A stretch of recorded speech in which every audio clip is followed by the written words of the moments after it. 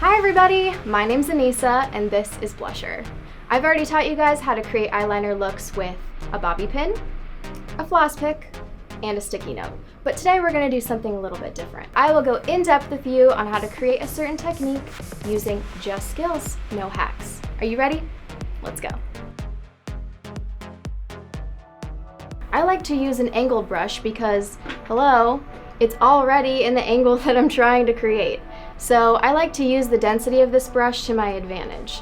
Right here at the edge of the brush, it's a lot more dense, and towards the end, it's a lot less dense. So I can really easily create that winged effect with the most density of the product right here at the corner of my eye and the least density out towards the edge. So that's what I'm gonna do today, and I'm gonna use that with my gel eyeliner. This is kind of another tip because it's a lot more sturdy and a lot more reliable to use a gel eyeliner rather than a liquid liner. And I like to do that just because I like to make it easier for myself, you know? So what I'm doing right here is I'm really saturating the entire brush in the product, and I'm wiping off the excess, and that helps flatten out the brush a little bit more so I can make sure that it glides on nice and easily and nice and straight. And a little while ago, I used to have trouble getting the angles of my eyeliner exactly perfect, but then I started using this mapping method. Let me show you. So all you gotta do is take a little tool like this is just another brush, and you actually map out the structure of your face to help it make sure you're symmetrical on each side. So I go from the corner of the nose, up toward the corner of the eye, and out towards the edge of this eyebrow. So if my brow were to continue down like this, it would run right into that. And as you can see, it's exactly the same on both sides. Another mistake I used to make all the time is I was trying to look like this really far away into my vanity in the bathroom, and I couldn't see what the heck I was doing. And then inevitably it would get way crazy on one side and the other side did not match, and it was just a total mess. So then I started using this method.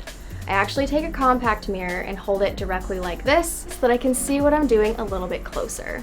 And when I start my wing, I'll start on the outer edge right here, and I'll work my way back towards the middle of my eye, and I'll move my head as I go. That helps so much, so that you can see exactly what you're doing every step of the way. And then on the inside corner right here, it's really hard to see what you're doing unless you tilt your head back just a little bit, look down into your mirror, you can really get right in there on that corner. All right, so now the goal is to get it right the first time. Just by the way, do you remember this video right here?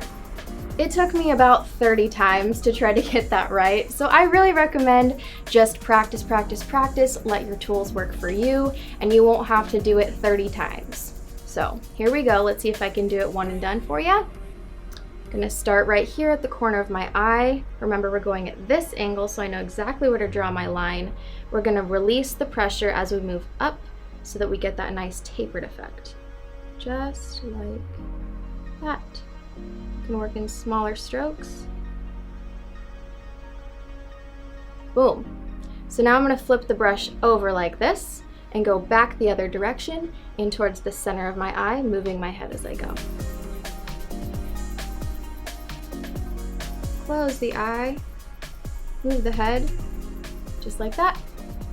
And now I'll just fill it in.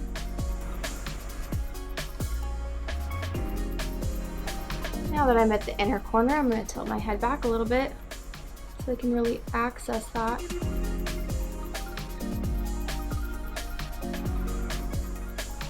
Now you'll notice I'm flipping the brush over as I move back and forth across the wing to kind of help myself by using the angle to my advantage. Now, if you get a little too crazy, I'll show you how to clean that up. All you need is a flat synthetic brush like this, and a concealer that matches your skin tone. Now that I've got my concealer, I'm going to go in and just sharpen up right underneath the wing like this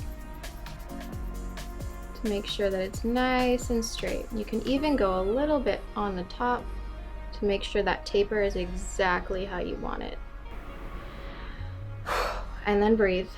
You can do this. We can do this together. Just follow these easy steps. And boom, just like that, it's done on the other side. Thank you guys so much for watching the blusher breakdown. Thanks for breaking it down with me, and I'll see you next time. Bye! Hi everybody, thank you so much for watching. To subscribe to our channel, click right down here. And if you want to see more makeup tutorials, click right over here. For more hair tutorials, click right there. See you in the next video.